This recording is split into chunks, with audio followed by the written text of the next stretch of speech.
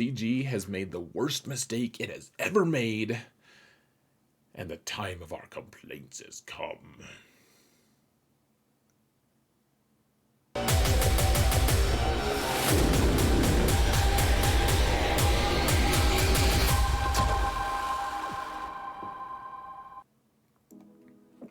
Hello everyone, and welcome to another episode of Xerath Prevails.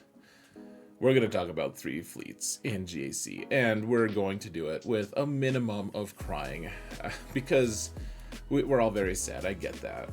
I'm right there with you, frankly. I don't know anyone who wanted this, who was asking, like, please, CG, give us another fleet in that zone. I don't think that many of those kinds of people exist, and frankly, you know, maybe we shouldn't try to associate with them. No, I'm kidding, but at the same time, this isn't really what the community wanted, right? And I get that. I didn't, when I first started, I wasn't happy either. But I mean, our community has covered all the different arguments extremely well. Why is this good for the, why is this coming? This is such a frustrating thing. I hate life. CG's made the worst decisions ever made. And I want to talk about this without that, frankly, because I like this game still, and I don't intend to quit. This is frustrating to me. This isn't my preference, and that said, that's often the case in a game like this. That's just how things work, and so we're gonna talk about it. I mean, if you want to find Xerath at peak level frustration with ships, you have to look no further. I just finished not full clearing my opponent because of ships for the first time in months and months. I wasn't able to do that, and that's with 2 ships, not 3, and that's frustrating to me. I don't like that. Ships has always been something that I've invested in a lot and done well at, and the new ships are uncomfortable. It's crazy. So we're going to talk about this discomfort level. We're going to talk about why CG is doing this. We're going to talk about if this is actually healthy for the game, if this is actually for real the worst mistake CG has ever made. That's the best clickbait I've ever seen. But here's the thing, guys. We've got to talk about this rationally. If we're gonna just quit the game because of it, I guess you have to do that. If you hate ships that much, I don't want you guys to keep doing something you hate. At the same time, I think maybe we can shift our perspective a little bit. So, I didn't full clear my ships. Let's just not deny it. You guys can just watch it. It's sped up to 140%. I'm just gonna talk about this stuff while I'm losing at ships, alright? Frustrating, and there's probably mistakes you guys have can see. That's not what this is about. We'll discuss that in the GAC recap in a few days, but there's a lot of things going on here. So, okay, first off, we know that CG is releasing 5 new marquees. There's a data mine, and the way you read the data mine is there's going to be 5 new marquees. That doesn't count legendary characters, for instance, the new Grand Inquisitor character will not be part of these 5. They could be ships, though I don't think that the Galactic Chase events that we just recently had for the 2 new bombers count as part of that. So we've got 5 new marquees coming, and that's expensive for some of us who are trying to create fresh new content so you guys can see the new stuff. But we've got 5 new marquees, and I mean, I would be shocked out of my mind if we didn't have a few ships in there, which, obviously one of the arguments against all of these shenanigans about 3 extra galactic legends is that we already don't have enough ships. We have too many capital ships for too many starfighters, and I get that. I do. It's frustrating. It's tough. People making the argument that we can't fully staff, so to speak, all of our capital ships. I mean, it's in a way it's a little bit disingenuous, right? Because when was the last time you went all the way to the end and used all 4 of your ship reinforcements, or could have used them? Sometimes I've been there. Sometimes you need to. I get that, but that's not always. So, yeah. Anyways, Usually you don't need those full starfighters. That being said, them giving us 3 new starfighters and just like saying, hey, here's another ship zone or another ship slot is tough.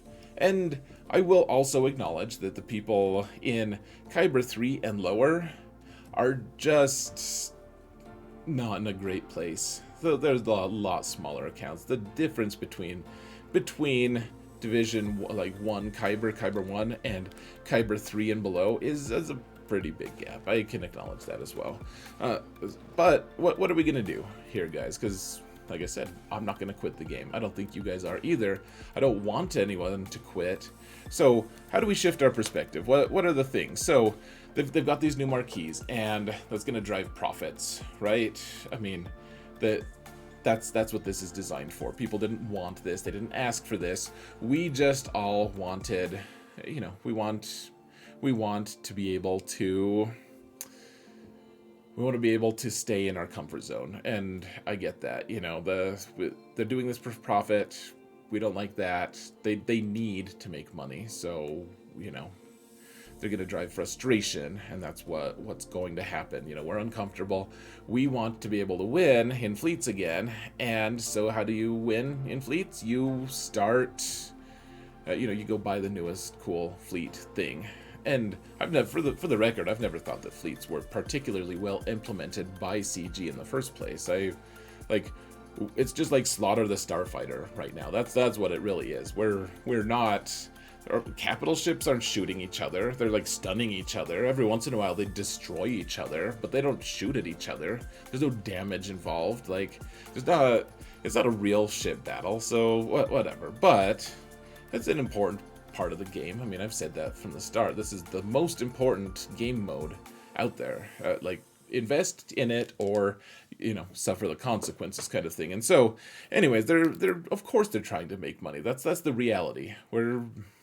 You know, they're creating a problem, and now they're going to sell us a solution. That's how it works, right? So, yeah, for profit. That's fair. And it makes us uncomfortable, I guess. Before we get into the discomfort thing, though, I want to just real quick address: is this good for the game? So people argue this all the time. This is terrible for the game. Oh man, this is awful. And I guess my thought is, even despite the IP here, guys, there are a ton of Star Wars games that have gone out of business because they weren't well managed. Tons of them. The reason I'm playing this game is because I used to play Star Wars Uprising, and Kabam just totally crapped the bed. They did a terrible job of managing that game. I played free to play, and I did very well. I could keep up with all the people who spent money. Like, they didn't make a good model, and eventually they stopped making money, and they just, you know, went out of business, and that sucks. Tons of other Star Wars games have gone. So clearly CG has done something right, and I don't think we can know if this is good for the game or not. I don't think that is something we can know. I think that CG has access to the numbers and the analytics, and they're not doing something that's like player friendly specifically. They're doing things that are company friendly and game friendly. They want the game to continue so that they can keep printing money using this really awesome IP, and that frustrates us. But I don't think as a player base that we can know. Maybe this is the worst decision they've ever made. I don't know. I'm inclined to agree, kind of, and on like a sentimental, emotional level. I guess I don't love fleets. I'm not gonna like defend them really, but at the same time, saying that this is the worst decision they've ever made, I felt very similar to this when they released Galactic Legends, and you know, like, I was just getting the hang of off meta counters, and then for other things, and now, you know, it was like, these Galactic Legends, if you don't have them, then you're screwed. And what I eventually learned was you weren't screwed. There was plenty of ways to get around them, but at the time I felt pretty frustrated. So extra fleet in the, you know, fleet squad, whatever slot, that's frustrating. And I don't think it's particularly like, it's not designed to make players happy. It's designed to make people uncomfortable. And I mean, honestly, that's I don't know, uncomfortable. I actually have grown to like this word a lot lately, because I think that discomfort in life is where we grow the most. And that's where we can actually show all these different character traits that we've been building, and we can exhibit this. We're always going to be uncomfortable in a game like this. They're always gonna, they're like, hey, go get Starkiller. Like, dude, why don't you have Starkiller? It's killing Galactic Legends. He's doing crazy stuff. He's really hard to counter. There are all kinds of really cool squad configurations that go get a Starkiller. Oh, you don't have him? Well, then be uncomfortable until you do have him. Like, hurry up and get him. Why don't you have him already? And, yeah.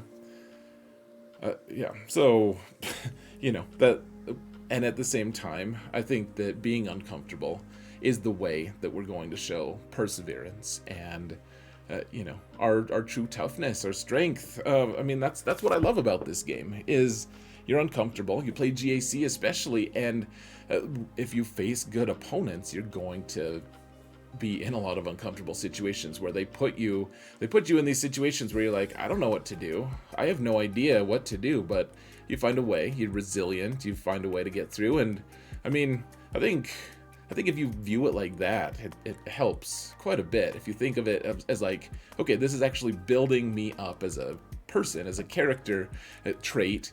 Like I'm adding resilience. I'm prevailing. That's what this channel is about. It's not about winning. It's not Xerath wins, though that's often the result. Like, it's prevailing because we're not giving up. We're going to keep learning and winning. And so, in a lot of ways, I guess I will argue that adding another fleet is actually going to make fleets more interesting in a lot of ways, actually, because complacency is so easy to get to. You're like, okay, I know how to counter like the 3 different main fleets that I'm going to find on defense. So I'm going to take these fleets and we're going to get, a range of, maybe I'll drop 10 banners, maybe I'll drop 5, but we'll get through them and we'll clear and we'll be good. And, so adding a third is going to be very difficult. And people, you see this, you see how uncomfortable it makes people all the time already. Like, I see people saying, I'm going to not deploy another fleet, even though that you could just put Windu down with some garbage, and it costs your opponent maybe some banners, but then also it costs them a capital ship and some starfighters. It makes no sense not to deploy a third one, really. They're like, well, no one's going to clear me, but you're like giving your opponent max banners for that fleet that you don't clear, and you're also giving them more resources to beat the 2 that you already have. I guess maybe there's some circumstances you don't deploy one, but I don't think it makes that much sense. Anyways, that's probably a discussion for later. So I do think, though, guys, that the more complexity we have, that's why I like GAC so much, is because we have so many options, right? So many cool squads, so many things, so many ways to reuse our roster. And yes, it's going to, as we build up more ships, I think they're going to keep giving us more ships. I think that's probably why they've waited so long to, they wanted to build and wait for territory battles, for instance. Like, we can't beat ships right now because of the huge GP required. What if they suddenly just release, 20 ships this year? That's going to be very difficult to farm and everything to keep up with, and I'm not looking forward to it, but it kind of makes sense on a lot of levels that maybe they're going to be adding ships for that, and then we can maybe, move on from the GOTB. Maybe we can start fighting on Endor or something. I don't know. I don't know if territory battles is a big part of their plans moving forward, but what I do know is that they're going to be adding more ships, and we're going to be getting another capital ship at some point. That's inevitable, and really, like, we need that. We absolutely do need another one. Like, maybe we'll get really confusing. They'll release Admiral Radis, and he will have his ship, which is a really cool name. I forget what it's called now, but it's a very cool one. And but people will be like, okay, what ship should I take? Oh, take Radis. Like, how many times do we say, oh yeah, take Akbar? Anyways, I think we're going to get another fleet, and I think maybe it's going to be a Rebel fleet, because Akbar is the April release character, the calendar character, which obviously could mean anything, but it seems like maybe they're doing that. They're releasing packs that are more fleet friendly. You know, I think we're gonna get Rebels, and then we're gonna get a Galactic Legend that's a Rebel as well, and that Rebel is going to require this new capital ship. That's my prediction, though. I mean, who knows? Who really knows? It seems like, you know, April, Akbar April, we could call it. This seems like something that's going to happen. Who knows? But let's see. Just looking at my notes here, guys. I don't want to miss anything here. Yeah, so we've got those 5 new marquees. We've got all this stuff, guys. I think we're going to have more complexity. We're going to have more counters, more interchange and exchange between ships. The more ships and the more mechanics that we have available, the more we can mix and match, the more variety that we have. I mean, granted, Executor has brought me very little joy since its release. I still hate it. You guys can see in the background here my frustration with it. Like, there's just so much to be frustrated about here, guys. And yet I think that, I guess one thing I'll point out is we used to only have one fleet in FLEETS, one, and then they expanded it to 2, and ships immediately became way more interesting to me, because it's like, okay, before it was like, why build Rebels when I have Negotiator and I have Malevolence, and those are the 2 ships I'll beat. Like, I'll just learn how to beat those 2 ships, or those 2 fleets, with those 2 fleets, and that's it. Like, there's no reason to worry about anything else. And what ended up happening was, it was like, hey, let's build Rebels. Like, that was really cool. Let's build, let's get these other fleets going. Radis actually has some value. Who knew? Finalizer actually does some things, and you have this really interesting exchange. And once we start getting more ships, that's what's going to happen as well. We're going to actually have way more interactions and stuff. And, Galactic Legends, I've complained about them a lot, and I actually have ended up starting to like them. I think that they're probably a valuable part of this game. So I know that this was pretty rambly, guys, and we're about at the end of it. You guys will have to see the finale of my failure in ships on my GAC recap, I think, but we're pretty close to the crushing weight of disaster here. Anyways, but I think that in some ways this is gonna be good for us, guys. We're gonna be able to grow. We're gonna learn some more mechanics, and I think this will make ships more interesting. I think in the long run. Short term, it might be extremely uncomfortable, but at the same time, that's where we get our margin of victory too. Like, that's where we can actually get advantage. If no one else wants to learn something, but you want to learn, like computers. I'm sure that there were a ton of people who scoffed at computers and didn't want to learn. When they finally did start learning, those are the guys who started getting some really badass jobs, right? I mean, right off the bat, they're like, well, yeah, I have skills that everyone else was too uncomfortable to learn because, this was such a stupid thing, they thought. But, and obviously we're not making that much money off of this anyways. I'm not. You guys aren't either. So one way or another, though, guys,